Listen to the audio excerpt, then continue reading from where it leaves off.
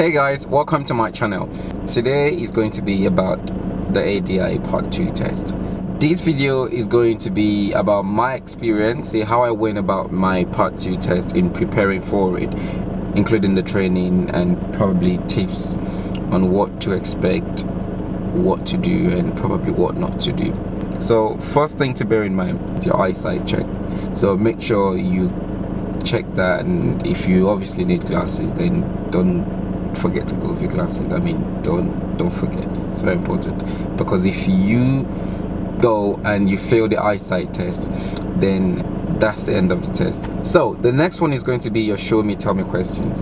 So you would have 3 tell me questions, which is going to be done at the start of the test, and 2 show me questions. So your show me questions would be done while you're driving. Another important thing to remember is that your Part 2 has a limited amount of times you can try it or you can take it. So not like your Part 1 where you can do it as many times as possible. So Part 2, you get 3 goes at it, so which means if you try it 3 times and you are not successful, you will not be able to do it again. So you'd have to wait for another 2 years. So 2 years from the date you passed your theory test before you can do it again. So this is why it's very important to actually prepare very well for your Part 2, because if you fail it 3 times, then you'd have to wait 2 years. So 2 years from the date you passed your Part 1 test before you can take it again. Now when you're doing it, it's going to be starting all over again, so including your Part 1 and then Part 2 and Part 3. So do remember and bear that in mind. Now during the test itself, it's going to take you an hour for your Part 2. So this is because you'll be driving in different types of roads, so different road situation, different traffic situation, you know, motorways, B roads, driving in the town. So these are all things that you most likely will be doing. So in my case, I actually drove on B roads, I went on the motorway, and I also drove in the busy town. So I took my test at Enfield test center, and because it's very close to M25, so I actually did drive on M25. So it will be quite important to do a lot of practice around the area where your test is going to be taken. So bear that in mind. It's pretty much important, just like you would do for standard L test. And most importantly, 2 things to remember. For your ADI Part 2 test, you are only allowed 6 minor faults. So you'd have 6 minor faults, and then you'd have to remember you can only take the Part 2 3 times. So the things you'll be looking out for in your Part 2 driving test.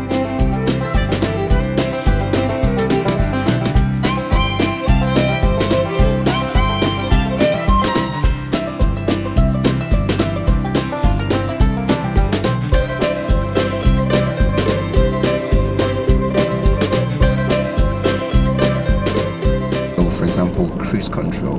How well are you able to control it? So because bear in mind, these are things that you might actually be asked to do. Now these are things you wouldn't be asked to do on your learner test, but on your ADI Part 2 test you could be asked to do these things. How eco-efficient is your driving? So if you're using a manual car, then the question would be, are you staying in the right gear at the right time? Are you changing gear too early, or are you changing gears too late?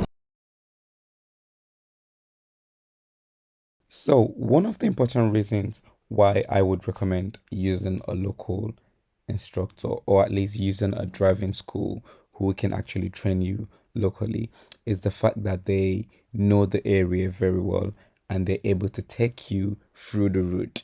Not taking you through the whole of the route, but more importantly, taking you through areas that are tricky to deal with. So let's imagine like some route where the lane is changing. So you're driving in the left lane and going straight ahead on the road, but at the traffic light there might be a directional arrow pointing to the left or directing traffic flow to the left on that lane. So if you're not aware of this, you could be stuck on the left lane where you should actually have changed leaning to the right because you're going ahead. So things like this does determine how early you're planning your driving and how you're anticipating ahead. And all of these are things and points on the routes that you want to actually practice, because remember, this is just a very simple example, but there are more complicated situations you might come across on your test that you actually want to be aware of and you want to know ahead of you. And that's the reason why I highly recommend looking for a local instructor. Now, the other thing you can do is, if you haven't done your lessons or training in the test area, what you can do is, there's some websites where you can actually buy test routes. So you can pay for the test route, download the test route, and then making sure that you go through it on your Satnav and practice in the area. But the best option would always be use a local instructor, or at least use a driving school whose instructor can actually train you around the test center area. So that's very important. Now, for me, I signed up with one of the 3 big driving schools. I did that because they had a deal at that time, and the second thing was because they were able to offer the training in London. So this is one thing you've got to bear in mind. If you're doing your training, I would really advise to make sure that you have your training in the area where you'll be doing your testing. Is also very important. It's very, very important to use a driving school or a trainer or driving instructor that has experience in teaching driving instructors or ADIs. So bear that in mind, because the more experience they have, the more tips they can give you.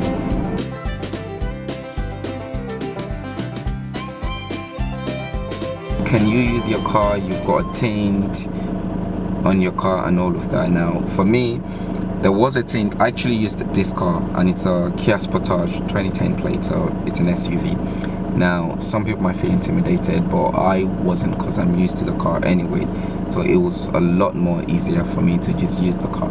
But at that time, there was a tint at the back of the car, and it was a very dark one. But for my instructor test, I chose to remove it, because even my trainer did say he felt that it wouldn't be a problem as long as it's at the back, but he wouldn't encourage me to take the chances. And that's exactly what I did. I wasn't going to take the chance. I listened to what he said, and I took the tint off. At the end of the day, passing my test was a lot more important than the tint at the back of the car. To point out as well, I went on my own. So if you're wondering, can you go on your own, or do you need your trainer to go with you? You don't. So I went on my own. I did the test, passed it, and that was it. And then I sent the documents over to my driving school.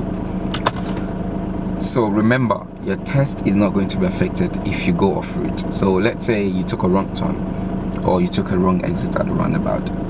It wouldn't affect your test. It wouldn't give you any point unless you actually make a fault while doing that. So that's what I was saying. If you find yourself on the wrong lane, just follow the direction on that lane and continue. Because if you go against that direction, then you make a fault. So remember, if Satnav goes wrong, just follow the road signs. Ignore the Satnav. Then the Satnav will reroute, and then you can continue. Don't let that be a problem. Remember, when you fail the first time, you start to get under pressure, more pressure than the first one. Now, why do I say so? Because you start to worry about, oh my God, I only have 2 more chances to go. So that becomes even more scary than the test itself. And that's the problem with failing. Now, if you fail the second time, it becomes even more worse, because obviously, you know, this is going to be my last chance. I have to pass this. So don't just take it as, oh, let me go and give it a try. If I pass it, if I don't pass it, I'll do it again. Don't do that, because you only have 3 goals. So bear in mind, prepare as much as you can. Don't rush it. When I did mine, I felt like I wasn't ready. I moved my test forward. I did more practice, and then I went for it, and it was worth it. So don't be too optimistic. Don't be too excited, let me say. Don't be too excited. Make sure you're very prepared for it. When you're running up to your part 2 test, drive every time you get in the car as if it was your test, because the more you practice, the better you become at what you're practicing, and it becomes easier for you to remember, and it becomes second nature. A typical one could be one hand steering. Now, examiner doesn't want to see you driving with one hand, with your hands on your handrest. I mean, it's something you do on a normal day, but after driving for 6-7 years, it becomes second nature to you, having one hand on the armrest and the other hand on the steering. Now, those are things you want to get used to. So your hands on the steering. So practice more so that you can get used to it. Now, another thing is, should I use a manual car? Should I use an automatic car? Now, that's pretty much your choice. But if you have an automatic license, you can still be an instructor, but you can only teach automatic, and you would obviously only be allowed to take your test in an automatic car. But if you have a manual license, which obviously means you can drive both, you can either do your test in an automatic or a manual car. But even if you do it in an automatic car, it doesn't stop you from teaching manual. So bear in mind, I went for manual because that's what I had. It was a lot more easier for me to just do what I was used to. I know some people might be thinking, oh, let me do it in an automatic because it's easier. But if you're used to driving manual and you're good with it, it doesn't make any difference. So that's what I did. I used my manual. I could have gone automatic, but no, I did manual. And even now that I've passed and I'm now an instructor, I actually teach automatic. So you understand what I mean. So I teach automatic, I don't teach manual, even though I passed in a manual car. But even if I passed in an automatic car either, I could have still teach manual if I wanted to. So bear in mind, you can use any as long as you have a full manual license. But if you have an automatic license, then you're strictly going to be able to use or do your test in an automatic car if you have an automatic license. So if you're using your car, then it's simple. Just remember, you can't have an L plate displayed on the car because it's not a learner test. Now, remember, when you finish your part 2, you can get a pink badge, which is going to be your PDI license. And once you get that, that means you're allowed to actually start teaching people for money for at least 6 months. Now, the whole point of that is so you actually get enough chance to practice for your part 3 test. Alright, so while you're practicing for your part 2, you should start considering what you want to do. Are you going to get a franchise with a driving school company, or are you actually going to set up your own driving school? Now, this is something you've got to remember. You've got to think of it properly, because signing up with driving schools might not be the best thing for everyone. Now, you've got to remember, the services is there, it's good, but it's not for everyone. It can be very expensive, and if you make the wrong choice, it could be the worst decision you ever make. So bear it in mind. Now, why am I saying this? For me, when I was practicing for my part 2 test, I started researching what driving schools I was going to be taking a franchise with, if not the one I was training with. So I had to check the prices, I had to check how long the contract was for, right? And I had to check how easy it is to get out of the contract, because remember, some driving schools lock you down on a long contract, and if the fee is expensive, then it could be very risky. Now, you also have to you also want to ask yourself, do you want to do driving instructor on part-time or full-time? So you've got to bear this in mind, because if you want to do this for part-time, then taking a franchise that would cost you, say, about £200 a week or £250 a week could be very dangerous. Because if you're doing part-time, then perhaps maybe you're doing 2-3 lessons a day maximum, right? If that's what you want to do. But then if you're doing 3 lessons a day or 2 lessons a day, but you're paying between £200 and £250 a week on franchise, then that's crazy. But bear in mind, like I said, it's not for everyone, but it's good for some people. So right now, some people will be happy with a franchise, but for some people this might be a wrong choice. Now, if you're pretty much someone who hasn't got a good network of people, then yeah, maybe a franchise might be the best thing to do, because then you're guaranteed of pupils to teach once you get your PDI license or once you get your ADI license. But the thing is, in my case, I am a photographer, so I already know a lot of people and I have a lot of social media followers, so it was easier for me to just do my advertisements on my Facebook page and my Instagram page, and that helped me really to get a lot of pupils that I was able to teach. Now bear in mind though, this wasn't possible until after I passed my Part 3 test, and this is why it's really important, because you don't want to sign a franchise that once you then pass your ADI full test, then you can't get out of the contract, if you see what I mean.